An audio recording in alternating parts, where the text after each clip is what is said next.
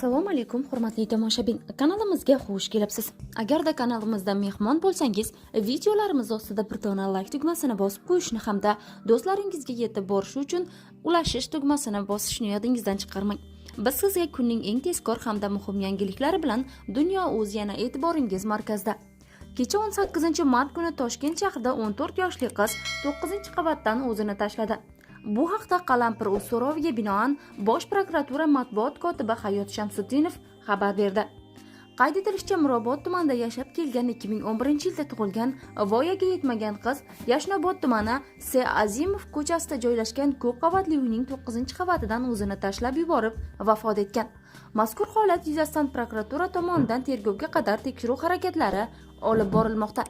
Eslatib o'tamiz, avvalroq Toshkent shahrining Olmazor tumanida 2010-yilda tug'ilgan o'smir yigit 9-qavatdan tushgandi.